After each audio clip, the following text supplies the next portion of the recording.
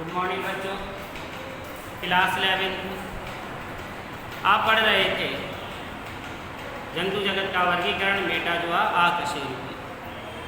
पिछली क्लास में आपने पढ़ा था खंडी भवन और शरीर का तापमान। आज आप नया फाइलम पढ़ेंगे जिसका नाम है संघ पोरीफेरा। निकालेंगे संघ पोरीफेरा। संघ Porifera phylum Porifera. Phylum Porifera संघ पोरीफेरा यानी कि फाइलम पोरीफेरा। देखिए जो संघ पोरीफेरा होते हैं वे क्या होते हैं और इनके लक्षण क्या हैं, इन्हें क्यों अलग किया गया है, तो लिखेंगे। इस संघ के जंतुओं का अध्ययन सर्वप्रथम इस संघ के जंतुओं का अध्ययन सर्वप्रथम करने वाले वैज्ञानिक इस संघ के जंतुओं का अध्ययन सर्वप्रथम करने वाले वैज्ञानिक अरस्तु थे। इस संघ के जंतुओं का सर्वप्रथम अध्ययन करने वाले, इसको बंद करके आओ गेट को, करने वाले वैज्ञानिक अरस्तु थे। इन्होंने इन जीवों को स्पंज नाम दिया। इन्होंने इन जीवों को स्पंज नाम दिया।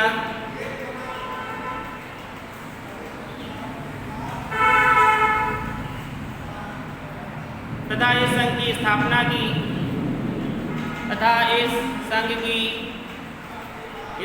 की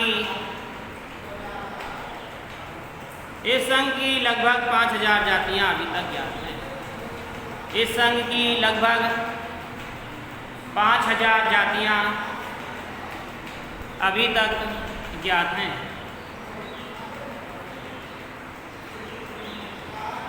हेडिंग डालेंगे सामान्य लक्षण।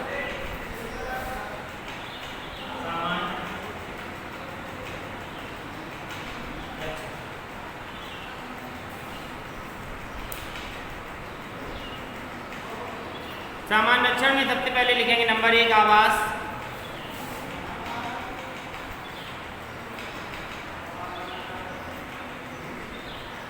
आवास लिखेंगे। सभी स्पंज जंतु जलीय होते हैं। सभी स्पंज जंतु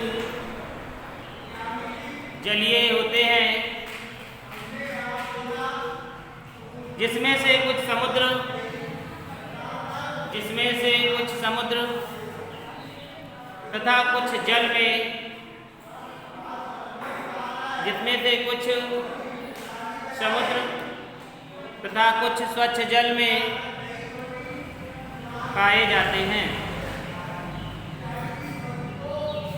स्वच्छ जल में पाए जाते हैं। ये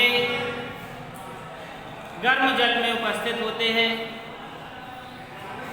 ये गर्म जल में उपस्थित होते हैं, जैसे स्पॉन्जिला।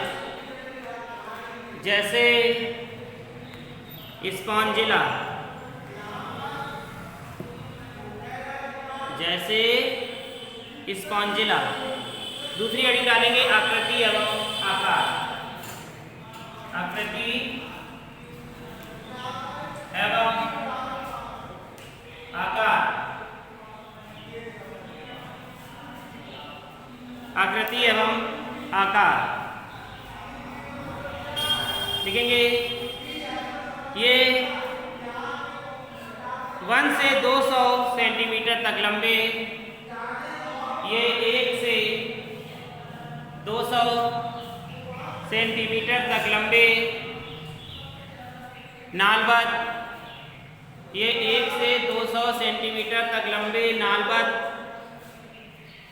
वृत्ताकार, गोलाकार, प्यालेनुमा, गोलाकार प्याले नुमा व तस्तरी के आकार के होते हैं। वह तस्तरी के आकार के होते हैं। नंबर 3 सममित। सममित।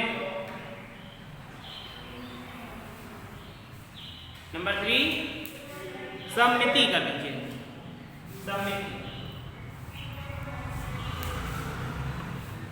लिखेंगे। अधिकतर स्पंज असममित के होते हैं। अधिकतर स्पंज असममित के होते हैं, लेकिन कुछ आर्य सम्मति भी प्रदर्शित करते हैं। लेकिन कुछ आर्य सम्मति भी प्रदर्शित करते हैं, जैसे साइकॉन आदि। जैसे साइकॉन आदि। नंबर 4 जनन स्तर। नंबर 4 जनन स्तर लिखेंगे। स्पंज प्रथम बहुकोशिकीय। स्पंज प्रथम बहुकोशिकीय जंतु है। स्पंज प्रथम बहुकोशिकीय जंतु है जो दो भ्रूणीय जनन स्तर बाह्य स्तर तथा आंतरिक स्तर से विकसित होते हैं। बाह्य स्तर तथा आंतरिक स्तर से विकसित होते हैं। लिखा आपने कि स्पंज प्रथम बहुकोशिकीय द्विस्तरीय जंतु है जो दो भ्रूणीय जनन स्तर, बाह्य जनन स्तर तथा आंतरिक जनन स्तर से विकसित होते हैं।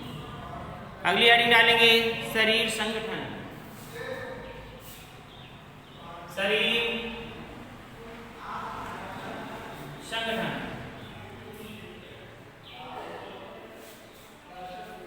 शरीर संगठन यानी कि शरीर इनका किस प्रकार से होता है, लिखेंगे। ये कोशिकीय स्तर का संगठन प्रदर्शित करते हैं। ये कोशिकीय स्तर का संगठन प्रदर्शित करते हैं। ये कोशिकीय स्तर का संगठन प्रदर्शित करते हैं। अगला नंबर लिखेंगे शरीर प्रकार। शरीर प्रकार। शरीर प्रकार में लिखेंगे इनका शरीर छिद्रयुक्त होता है। इनका शरीर छिद्रयुक्त होता है। ये दो प्रकार के होते हैं। ये दो प्रकार के होते हैं। खींचने वाले छिद्र, अंदर खींचने वाले छिद्र तथा बाहर निकालने वाले छिद्र। अंदर खींचने वाले छिद्र तथा बाहर निकालने वाले छिद्र। तो देखो बच्चों, ये जो स्पंज है, आपने देखा होगा कि जब स्पंज को हम हाथ में लेते हैं और उसमें अगर हम जल भर लें तो हम उसे जब दबाते हैं तो उसके अंदर जो जल भरा होता है वो बाहर निकलता है, और फिर जब हम उसे सकोड़ लेते हैं तो वो अंदर चला जाता है। तो इसमें कैसे छिद्र होते हैं? जो अंदर की ओर खींचते हैं तथा बाहर की ओर ढकेलते हैं। अगला नंबर लिखेंगे देह भित्ति। देह भित्ति।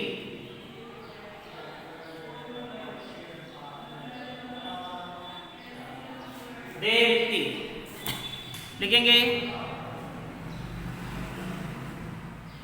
इनकी देह भित्ति में निम्नलिखित 3 स्तर होते हैं।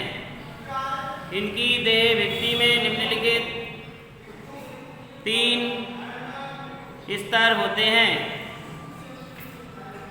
Number 1 pinacoderm, pinacoderm. नंबर 2 पिनेकोसाइटस, पिनेकोसाइटस।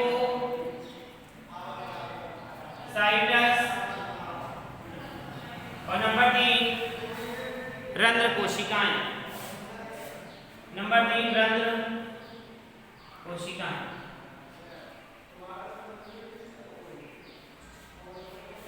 तो इसमें देखो 3 भाग होते हैं जेलिटी में, पिनेकोडर्म, पिनेकोसाइटस और रंध्र कोशिका। अब अगला नंबर है जठर स्तर। 8 नंबर जो आपका है वो है जठर स्तर।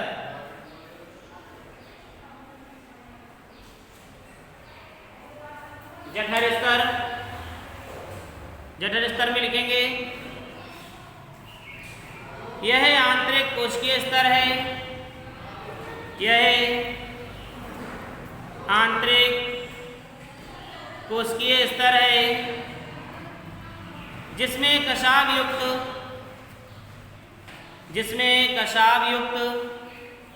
कीप कोशिकाएं पाई जाती हैं। यह आंतरिक कोशिकीय स्तर है जिसमें कशाव युक्त कीप कोशिकाएं पाई जाती हैं, जिसमें आधार झिल्ली नहीं पाई जाती, जिसमें आधार झिल्ली नहीं पाई जाती। अगला नंबर है नाल प्रणाली।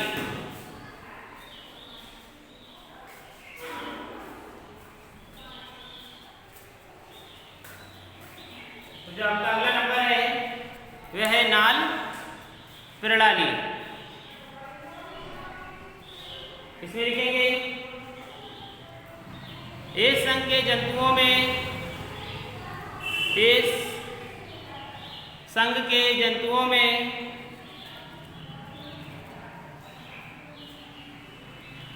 असंख्य सूक्ष्म छिद्र पाए जाते हैं। इस संघ के जंतुओं में असंख्य सूक्ष्म छिद्र पाए जाते हैं जिन्हें ऑस्टिया कहते हैं, जिन्हें ऑस्टिया कहते हैं।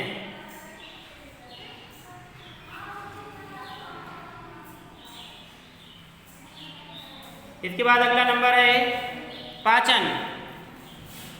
10 नंबर लिखेंगे पाचन। इसमें लिखेंगे यह है अंतःकोशिकीय तथा खाद्य, इनमें पाचन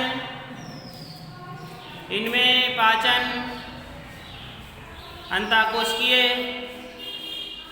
तथा खाद्य धानियों में होता है। इनमें पाचन अंतःकोशिकीय तथा खाद्य धानियों में होता है। अगला पॉइंट लिखेंगे श्वसन।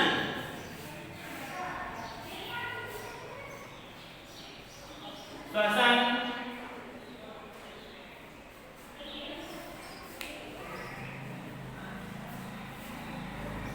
श्वसन में लिखेंगे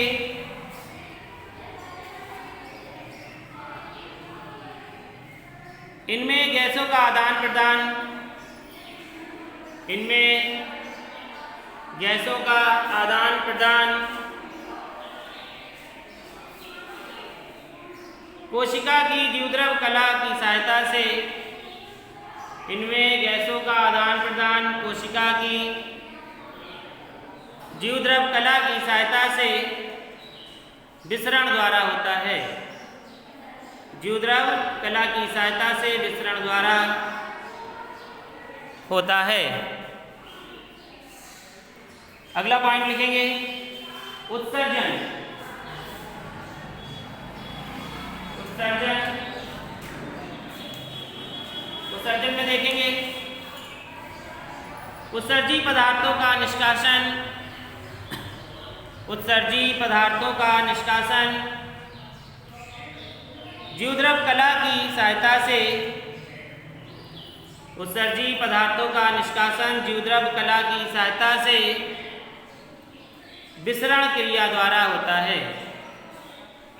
सहायता से विसरण क्रिया द्वारा होता है। अमोनिया इनका मुख्य उत्सर्जी पदार्थ है। अमोनिया इनका मुख्य उत्सर्जी पदार्थ है।